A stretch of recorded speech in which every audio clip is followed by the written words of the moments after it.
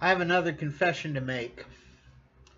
Even though I grew up Baptist, I played cards when I got to college.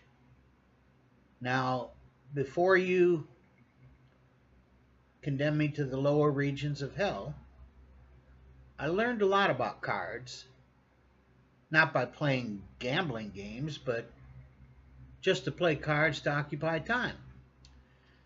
There used to be a game that I played, many people still play it, called Solitaire.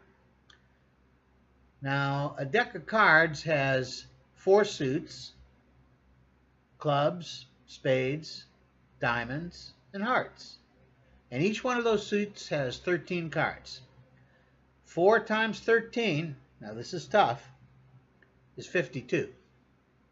And what you try to do is you try to run out the deck by putting the aces up at the top, and then the 2s, then the 3s, then the 4s.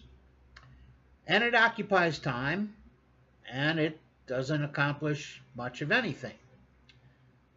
But if you're really good, you'll run out all 52 cards.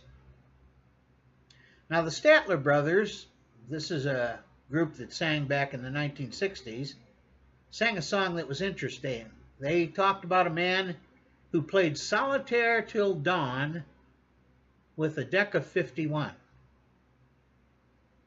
Now, why is that so interesting? Because with a deck of 51, you can never win the game. It takes 52 cards, 4 suits times 13, to win the game. So with 51, you're just playing and playing and playing and playing and playing and not accomplishing anything. That's where American society is today. We're playing solitaire with a deck of 51. We look at what just happened in Charlottesville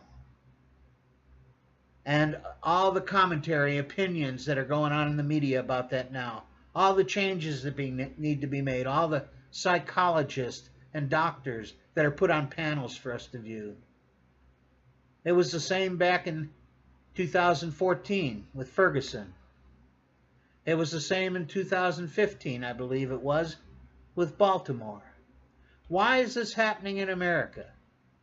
And the reason is we have forgot that God exists. Now, people don't deliberately forget it. They just don't pay attention to God. They're rejecting God, but it's not a deliberate rejection. It's an indifferent rejection. And because they reject God, because in 1963 and 1962, the Supreme Court of America told us we can't pray in school, we can't read the Bible in school.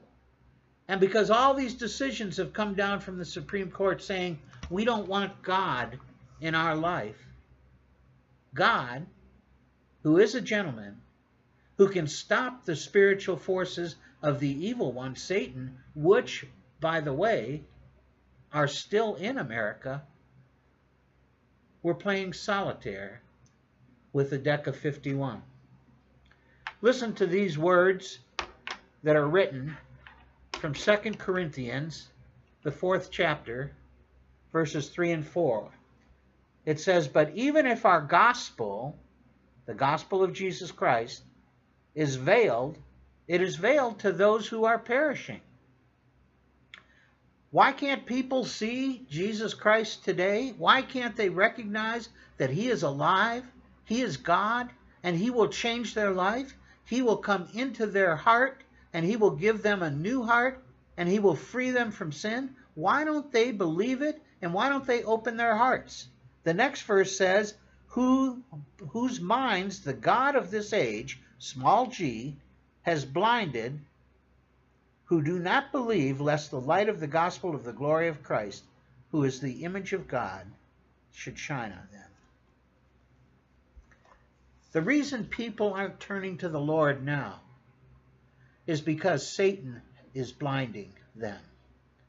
Oh, he blinds us through different philosophies, through different academic policies. He blinds us through money. He blinds us through reputation and power. He blinds us in whatever way we can, so that when the teaching and the truth of Jesus Christ and his life-giving power to change our heart comes to us, we look at it and say, that's antiquated, that's old, ha ha ha. It's good for some people, just not for me. I want to have my fun. Well, we've seen some of the fun in Charlottesville this weekend. We saw some of the fun at 9/11. It isn't fun when things and people and possessions and societies are being destroyed. We need to turn our hearts to the Lord. He's ready to take each one of us back and give us a new heart. He's ready to put aside this hate in our life. And those of you who have already come to the Lord, have had your hearts changed, I know that you're crying within when these things happen. But we need to turn this crying and weeping we have in our hearts into a prayer for our nation. God can change a nation. He did it with America in the Great Awakening back in the 1740s, which led to the American Revolution. He did it again in America in 1840 with what's called the Second Great Awakening. And I'm telling you that are listening to this tape, if you will turn your life to Jesus Christ, ask him into your life, he will turn that hate, that rage, that frustration, that sense of not accomplishing anything that's in your life, he'll turn it into love. The Bible says that the love of God is shed abroad in our hearts to everyone who's born again. May God bless this to you. If you have received from the Lord, go ahead and subscribe to my channel so that you can receive these devotionals every week.